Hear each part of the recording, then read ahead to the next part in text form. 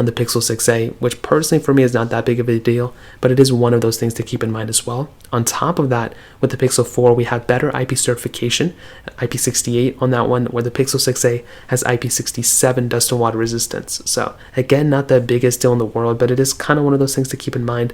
So it's not like the Pixel 6a is the better single one in every single area, but it is a little bit noticeably better in most areas, which is really, really cool to see. So in terms of that kind of covers it up on the outside of both of these. Now in terms of the cameras between them, this is where things are very interesting. The Google Pixel 4a has a 12.2 megapixel wide angle lens and then a 16 megapixel telephoto lens, where the Google Pixel 6a has a 12.2 megapixel wide angle lens and a 12 megapixel ultra wide sensor. On the front, they pretty much had the exact same camera setup at 8 megapixels. I don't understand why they love these 8 megapixel sensors on the front, but with the Pixel 4, I personally thought this camera was good enough. I thought it was good, but the biggest disadvantage is that they didn't have an ultra wide sensor on this thing, and for a phone manufacturer who claims, and their claim to fame was kind of like their camera for their original Pixel and even the Pixel 2 XL, honestly, it was very weird that they only stuck at 4K at 30 and not 4K at 60, when a majority of the other phones at this point,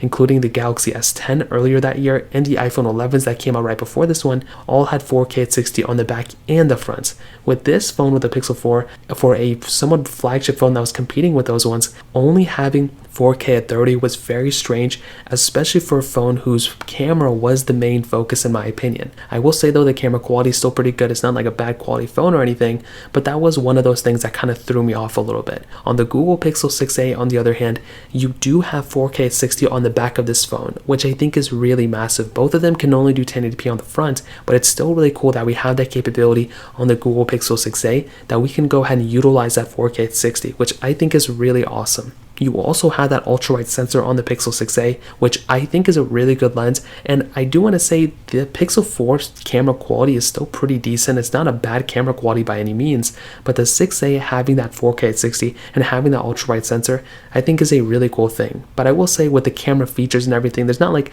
crazy amounts of features built in with the Pixel 6a in the camera standpoint, so that is another thing to kind of keep in mind as well. So in terms of the camera, I think the 6a definitely wins there. In terms of software,